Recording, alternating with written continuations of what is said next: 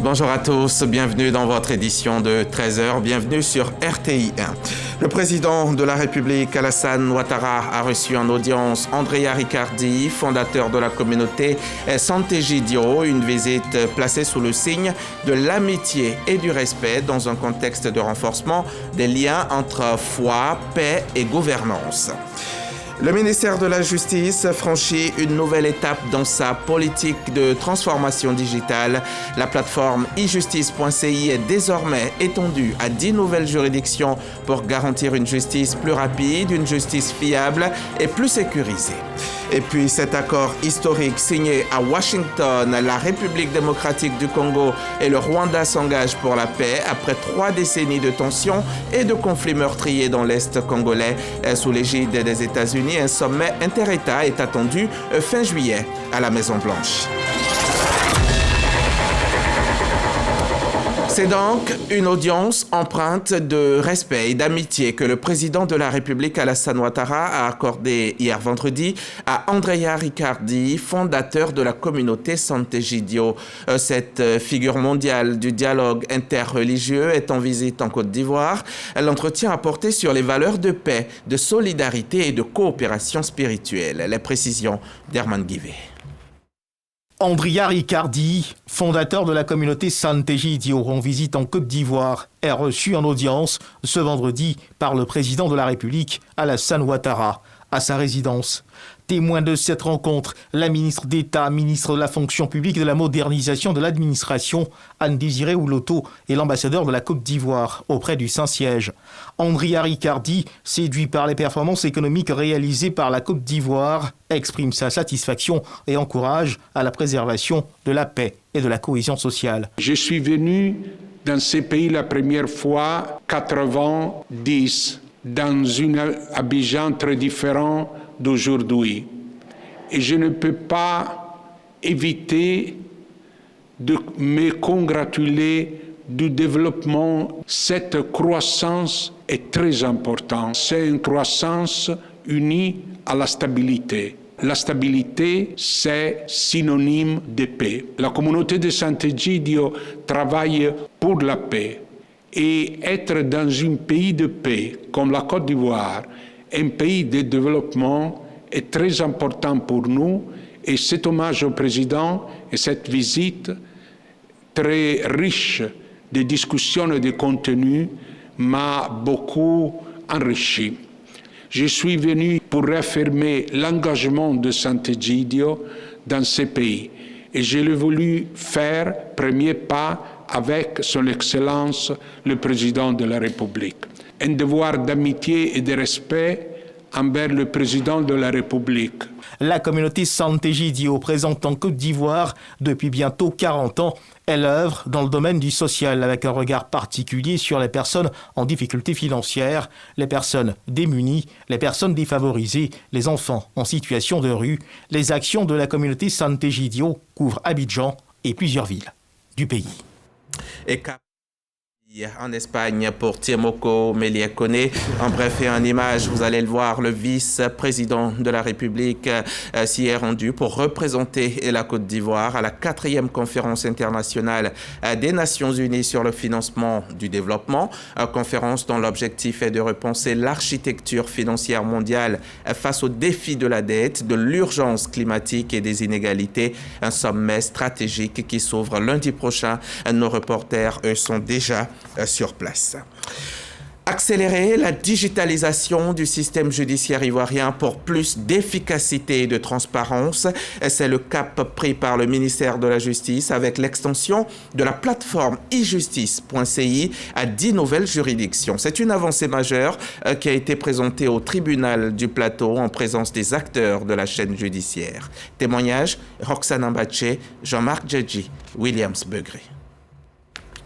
La justice de Côte d'Ivoire se digitalise pour mieux servir les citoyens. Après la phase pilote à Yopougon et Dabo en janvier dernier, le ministère de la Justice et des Droits de l'Homme procède au déploiement de sa plateforme de sécurisation et de digitalisation des actes de justice dénommée e-justice.ci dans 10 nouvelles localités.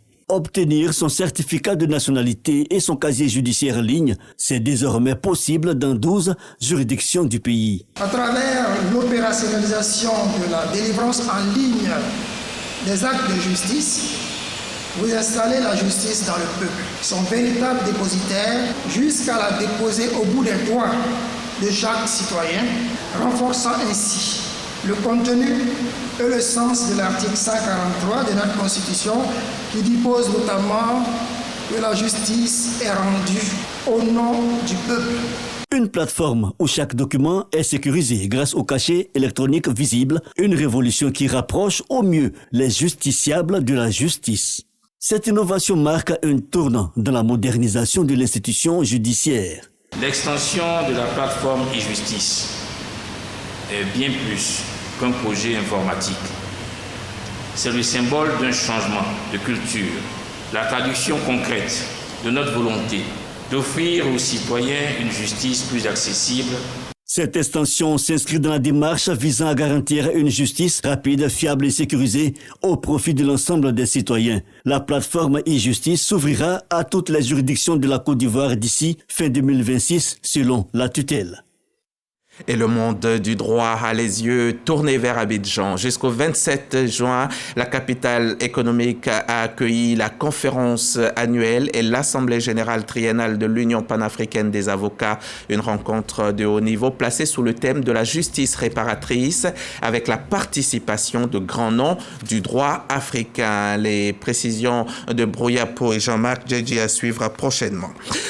Clap de fin pour la 15e promotion en droit international des droits de l'homme et la 4e en droit de l'enfant de l'Université des droits de l'homme. Les auditeurs ont reçu leur parchemin lors d'une cérémonie solennelle marquant l'aboutissement d'un parcours exigeant au service de la dignité humaine. On en sait plus avec Frédéric Gorebi, Jean-Marc Djedji et Ibrahim Touré. Ils sont 183 auditeurs issus de 2 promotions du Conseil national des droits de l'homme à recevoir leur diplôme après plusieurs mois de formation à l'Université des droits de l'homme. Issus pour certains de la 14e promotion en droit international des droits de l'homme et d'autres de la 4e promotion de formation sur les droits de l'enfant. Nous avons passé de nombreuses heures à décortiquer des conventions, à débattre des cas déchirants. Cette formation nous a offert une conscience accrue du monde. Nous avons appris l'importance de la nuance, la nécessité de la rigueur et la puissance des mots. Pour Namizata Sangaré, présidente du Conseil national des droits de l'homme, CNDH, cette formation a pour objectif d'accroître le nombre de défenseurs des droits des personnes Côte d'Ivoire. Le CNDH projette de se doter à moyen terme d'un centre international pour les droits de l'homme et la démocratie. En effet, de pérenniser ce cadre de formation et de faire de notre pays une référence dans la sous-région. Marraine des 2 promotions et invitée spéciale de cette cérémonie de graduation, la présidente du Sénat, Kandia Camara, a prodigué de sages conseils à ses fileuls. Je vous félicite pour votre abnégation. Je vous engage donc à être des agents de changement dans votre environnement, des citoyens modèles et des ambassadeurs des droits de l'homme. Ouverte en 2018, l'Université des droits de l'homme a déjà contribué à former 3697 auditeurs. Des paris qui peuvent tout changer, améliorer des vies de façon définitive. Les paris sportifs séduisent de plus en plus les populations. Quelques-uns des parieurs se laissent malheureusement gagner par l'addiction. Et heureusement, la LONASI, Loterie nationale de Côte d'Ivoire, met tout en œuvre pour garantir le jeu responsable. Khalil Diomandé s'est intéressé au sujet. Ces jours de match dans cette salle quelque part à Marcory. Les regards rivés sur le petit écran et des bouts de papier entre les mains. Ici, le football n'est pas qu'une simple passion, c'est aussi une course à la richesse. Ces jeunes ont tous misé sur le résultat de cette confrontation avec un seul objectif, décrocher le jackpot. Moi aujourd'hui j'ai mis 150 000 sur mon équipe et c'est une occasion pour moi de multiplier mon argent. Multiplier son argent pour changer sa vie. Voilà la promesse des paris sportifs. Une promesse qui attire de plus en plus de joueurs vers les guichets. Chaque jour, je parie parce que je me dis que je peux avoir la chance de gagner. Je peux parier 3 000, voire même 4 000 par jour. Mon plus gros gain dans le pari sportif est de 171 000. C'est le pari sportif qui m'a permis d'acheter ce téléphone cette année. Le secteur est en plein boom en Côte d'Ivoire avec plus d'1 million de joueurs actifs en 2024. Derrière les chiffres, une jeunesse fascinée par l'idée de s'enrichir à grande vitesse.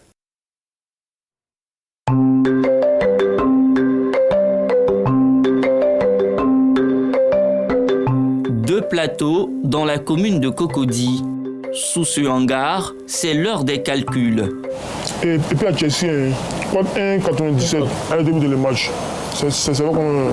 Ce groupe d'amis, dont l'âge est compris entre 20 et 22 ans, élabore les meilleures combinaisons pour les matchs de la journée. Un jeu de hasard devenu un quotidien pour eux. Paris sportif, c'est un grand métier. Puis là-bas, on peut gagner rapidement. Alors quand tu travailles comme ça, tu n'as pas bon argent là-bas, plus de 110 000 là. Tu ne peux rien faire avec. Bon, moi, ça fait 4 ans que je joue au Paris sportif. Dans la journée comme ça, je peux payer 2 000, 3 000. Souvent, je gagne. Parfois, je perds. Mais ce jeu-là, pour pouvoir gagner gros, il faut prendre des risques. Les risques, ce jeune homme de 22 ans en a pris énormément et même des plus improbables. En 2024, il met en péril ses études en utilisant le solde de sa scolarité pour un pari qu'il croyait gagnant. Ce jour-là, je devais gagner 700 000. C'est ça qui m'a motivé à prendre les 300 000 de ma scolarité pour parier. Quand j'ai perdu, je ne savais pas quoi faire. Donc j'étais obligé d'expliquer ça à mon papa. Lui aussi, il ne voulait rien savoir. Ça fait que je n'ai pas pu passer le BTS. Malgré cette mauvaise expérience, sa passion pour le pari sportif ne faiblit pas. Le jeu a conquis des cœurs, singulièrement ceux de la jeunesse. Le nombre d'opérateurs sur le marché a quasiment doublé, passant de 4 à 7 en 2024. Une progression fulgurante, dopée par un matraquage publicitaire. Panneaux grandeur nature, branding d'autobus, spots télévisés, des appels à jouer qui emmènent parfois les jeunes à pousser le bouchon trop loin. Le 27 mai dernier, dans la ville d'Odiéné, le gérant d'un point de mobile money perd dans les paris sportifs plus de 3 millions de francs CFA issus des caisses de l'agence. Nous avons retrouvé le propriétaire. Ça, c'est les points que j'ai fait avec le gérant en début de journée. 3 479 000 dans la caisse. Je suis allé gérer des courses en ville. À mon retour, j'ai constaté que l'agence était fermée. J'ai appelé le gérant plusieurs fois, il n'a pas décroché. J'ai tout de suite interpellé les autorités pour qu'ils puissent m'aider à sa recherche. Quand on l'a retrouvé, on a même constaté qu'il avait installé une application de paris sportifs dans le téléphone de travail. Voici l'historique des transactions qu'il a effectuées via l'application. Je précise qu'il a 22 ans et utilise une pareille somme 3 479 000 pour s'adonner à un tel jeu. Vraiment, c'est choquant. Aujourd'hui, le business d'Adama est au bord de la faillite. Comment je vais faire pour payer et mes factures? Comment je vais faire pour subvenir aux besoins de ma famille? Je ne sais même pas comment faire, je ne sais pas où mettre la tête. Les publicités qui se font autour de ces jeux aujourd'hui, il faut que ça cesse. Ça fait qu'on rejoint aujourd'hui qu'on peut avoir l'argent en vitesse. Pourtant, c'est vraiment faux. Allahu Akbar, Allah. À la grande mosquée de Yopougontois-Rouge, l'ampleur que prend les paris sportifs inquiète au point d'être l'objet du sermon de ce vendredi. Nous voyons les matchs qui se passent. Nous, on croyait que c'était de simples matchs. Mais on voit dans la jeunesse, ils misent. Cette pratique n'est pas autorisée islamiquement. L'imam Saïd Timité interpelle les jeunes de sa communauté. Il faut bannir cela dans votre vie. Ça entraîne la jeunesse à du vol. Donc ils restent dans ça. Et un jour, on est là, et ils commencent à voler les parents. La religion chrétienne catholique, elle, ne condamne pas les jeux de paris sportifs, mais recommande beaucoup de prudence. Ce que dit le catéchisme de l'Église catholique au paragraphe 2413, Les jeux en eux-mêmes ne sont pas des péchés, parce que c'est un jeu. L'Église nous demande d'être très méfiants par rapport aux conséquences néfastes que cela peut engendrer sur la vie de la personne elle-même, sur la vie de sa famille et sur la vie de la communauté. Sur la question, ce sociologue, lui, est catégorique. Ces entreprises, elles cherchent à faire du chiffre, mais elles ne doivent pas faire du chiffre au détriment de la santé des populations. Parce que facilement, on peut être dans l'addiction. On peut avoir des joueurs compulsifs et donc ça crée des troubles comportementaux. Pour ce qui concerne la cigarette, il y a bien des mesures qui ont été prises par l'État. On ne communique pas sur ce produit-là comme on le voit avec les jeux du hasard. Mais ce serait bien qu'au niveau également des jeux du hasard, on puisse être dans cette logique. La LONASI, qui accorde les licences aux entreprises de paris sportifs, entend de la bonne oreille les critiques des populations. Le directeur marketing rassure. La société pense déjà à des mécanismes pour prévenir les cas d'excès. Nous avons mis en œuvre une campagne de communication intitulée « Jouons responsables ». L'idée, c'était de dire que jouer, c'est aussi savoir à quel moment s'arrêter. Un certain nombre de dispositions sont en train d'être prises. Et ces dispositions-là visent notamment à permettre aux parieurs de se fixer également des limites de jeu, des limites en termes de montant qu'ils vont engager dans le jeu, et puis des limites en termes de temps aussi qu'ils consacrent au jeu. En Côte d'Ivoire, les paris sportifs ont généré en 2023 plus de 50 milliards de francs CFA de chiffre d'affaires, rien que pour 2 opérateurs, avec une croissance globale de 100%. Des données qui illustrent bien la vitalité de ce secteur. Mais pour de nombreux acteurs de la société civile, ils urgent de prendre des mesures pour freiner l'addiction autour de ces jeux qui, selon eux, pourraient compromettre le futur de la jeunesse ivoirienne. Un reportage signé Khalil Diomondé du service Société de la rédaction.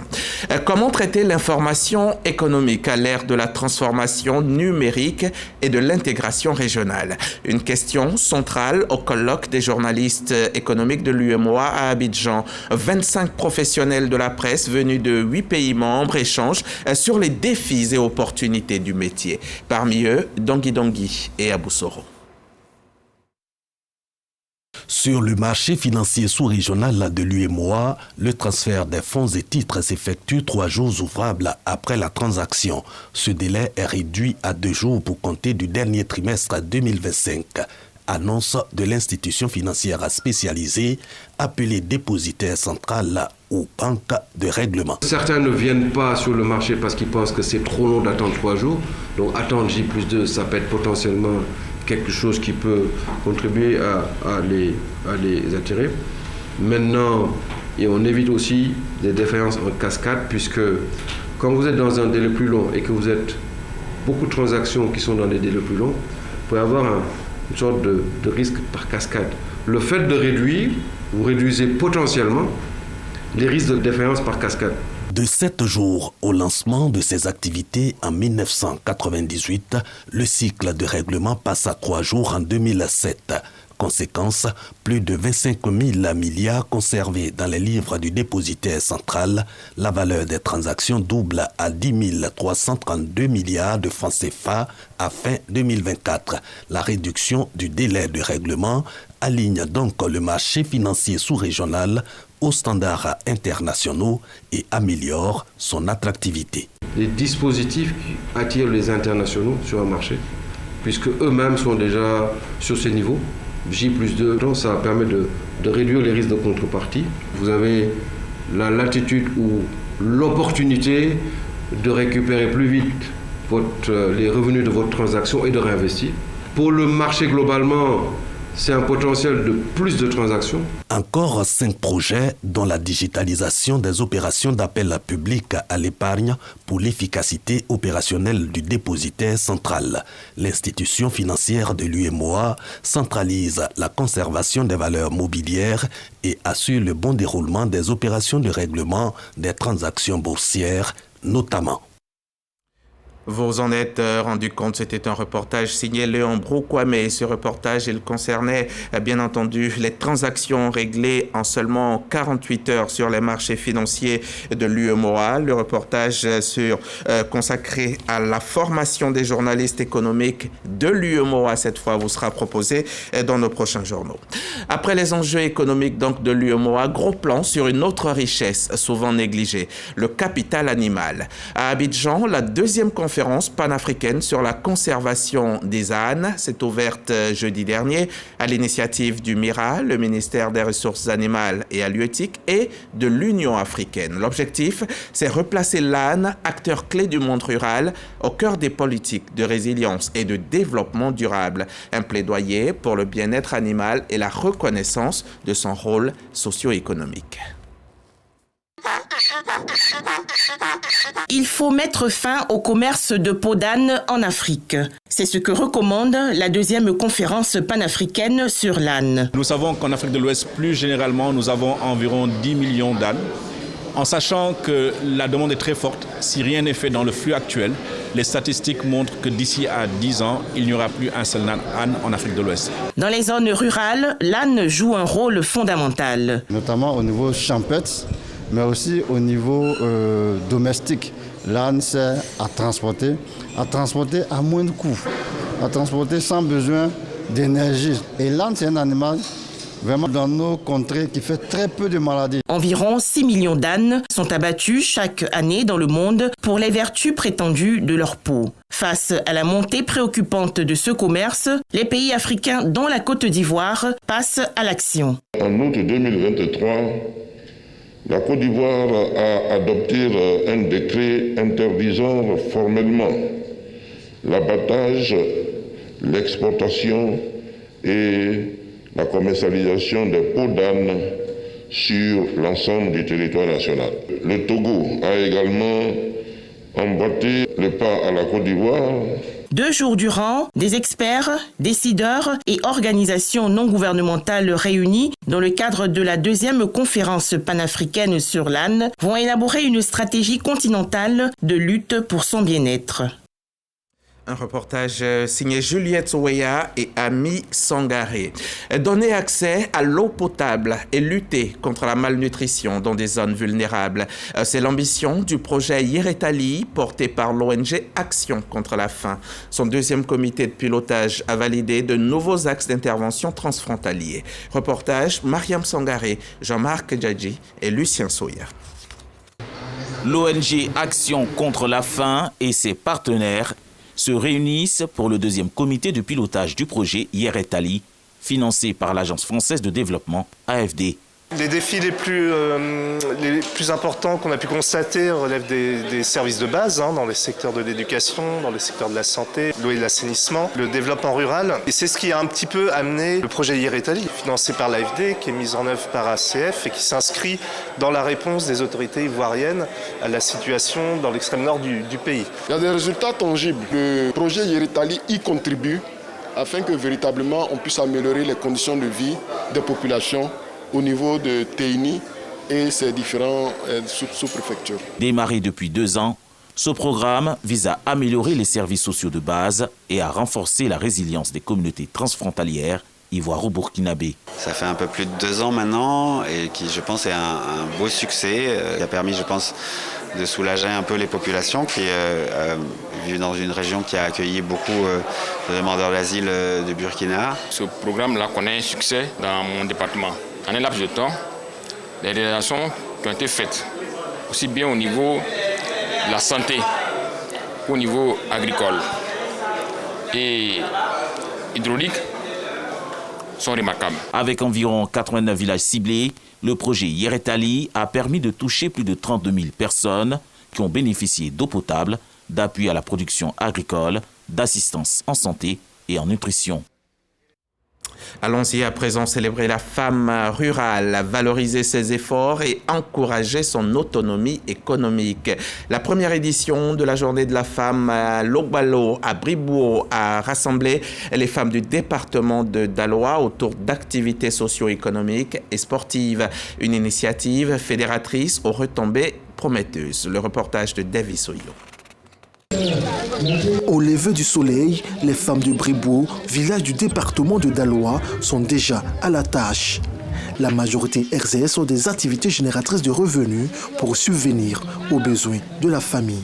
Pour les encourager et leur permettre de bénéficier de projets financés par l'État, la Fédération des femmes dynamiques de Logbalo Nouveau les encadre. Ce jour, ces femmes, suivies par la fédération et issues de la tribu Logbalo, investissent la place publique du village pour célébrer la première édition de la femme rurale.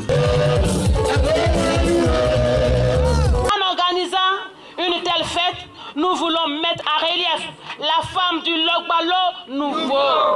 Et par la même occasion, commencer à l'aider à amorcer la voie de l'autonomisation. Kadidia Koulibaly, marraine de la cérémonie, instruit ses sœurs sur l'importance pour la femme d'être autonome. La première dame, Dominique Ouattara, œuvre pour le bien-être des femmes et des enfants. Le fonds d'appui aux femmes de Côte d'Ivoire, FAFSI, a permis à plus de 3000 femmes d'accéder à des finances auto-réduites. Chers sœurs du Logbalo, lorsque vous êtes formés et soutenus, c'est toute la communauté qui en bénéficie. Conférence publique sur la gestion des revenus et l'investissement, rencontres sportives constituent également l'un des temps forts de la première édition de la célébration de la femme rurale dans la localité de Bribo. Responsabiliser les étudiants face aux défis environnementaux, c'est le pari de l'AMC, l'association des élèves et étudiants musulmans de Côte d'Ivoire, qui vient d'organiser à Cocody la 2e édition de sa journée dédiée à l'environnement et à la citoyenneté. Un événement pédagogique pour former une jeunesse consciente et une jeunesse engagée. Les précisions de Brigitte Zamblé et Franck Quadio et Vao Clao. Amphithéâtre Mamadou Koulibaly de l'université Félix Houphouët-Boigny de Cocody. Un panel autour du thème justice environnementale, pollution plastique et ses impacts disproportionnés. Au cœur de l'échange étudiants et experts en développement durable, nous sommes à la 2e édition de la journée de l'environnement et de la citoyenneté. Pour la conservation de l'environnement, il est important pour tout un chacun de savoir que nous sommes tous les ambassadeurs de l'environnement. Donc pour notre bien-être, il est important pour nous de participer de façon active à la conservation afin de laisser également un environnement vert pour les générations futures à venir. En clair, il s'agit d'interpeller les apprenants à une prise de conscience afin de lutter contre le changement climatique et ses effets. Il était important pour moi d'abord de dire aux étudiants qu'il faut être résilient et aussi il faut mieux gérer leurs déchets parce que la gestion des déchets aujourd'hui constitue un véritable problème et qui parle de changement climatique a forcément également un impact également sur la gestion des déchets. On a le devoir de protéger parce qu'il y va de la survie de l'espèce humaine. Le 5 juin dernier, il y a eu la journée mondiale de l'environnement qui a été lancée. L'AMC, en tant que structure de jeunesse, ne peut pas rester en marge, que ce soit les animaux, que ce soit la flore, que ce soit la faune. Si nous détériorons aujourd'hui, nos enfants dans l'avenir ne pourront pas avoir de lieu pour vivre. Donc il est important que nous commençons à sensibiliser et à éduquer cette population naissante. L'Association des élèves et étudiants musulmans de Côte d'Ivoire, AEMC, s'engage à contribuer à la préservation de l'environnement. Et la page politique de cette édition nous conduit à Koumassi, dans le sud d'Abidjan. Sur place, les artisans se structurent pour la victoire du RHDP à la prochaine présidentielle. Le nouveau président de leur alliance locale a été investi en grande pompe avec l'ambition de mobiliser 1 million de soutiens à travers le pays. Les détails avec David Soyo. Ce geste marque l'investiture du président de l'Alliance des artisans engagés de Koumassi pour la victoire du RHDP.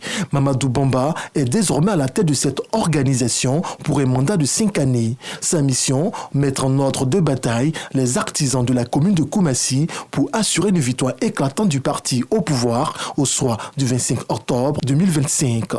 Travailler sans relâche pour faire de Koumassi un baston fort du RHDP et œuvrer activement à la réussite de l'opération 1 million d'artisans pour la victoire du RHDP. Aux côtés du nouveau président, les coordonnateurs régionaux du RHDP de Koumassi, ils apportent leur soutien à ce mouvement. Nous félicitons de cette organisation qui se met au service du RHDP pour assurer une victoire éclatante au président Alassane Ouattara au soir du 25 octobre. Ce que nous voulons dire, c'est que nous comptons sur eux et que leur engagement soit sincère, sans faille et leur détermination aussi soit à la hauteur de l'espoir que le coordinateur principal, le ministre-gouverneur Siseba Congo place en eux. Il faut leur donner un coup de pouce pour les organiser. Une meilleure organisation, bien structurée, qui permettra d'aller trouver chaque artisan le jour du vote pour s'assurer qu'il est sorti pour aller donner sa voix au candidat du RHDP. L'Alliance des artisans engagés pour la victoire du RHDP revendique 60 000 membres. Elle envisage également être un bras actif et dynamique pour porter les idéaux du RHDP. C'est une image forte qui vient raviver l'espoir dans les Grands Lacs. À Washington, la RDC et le Rwanda ont signé un accord de paix qualifié d'historique par la communauté internationale. Un geste fort sous l'impulsion des États-Unis pour tourner la page de décennies de tensions et de violences meurtrières dans l'est de la RDC. La poignée de main entre les ministres des Affaires étrangères des deux pays sous le regard du secrétaire d'État américain Marco Rubio a marqué un moment symbolique fort, mais au-delà des engagement signé, c'est la mise en œuvre concrète qui sera scrutée. Un sommet inter-État réunissant Félix Tshisekedi et Paul Kagame est prévu fin juillet à la Maison-Blanche.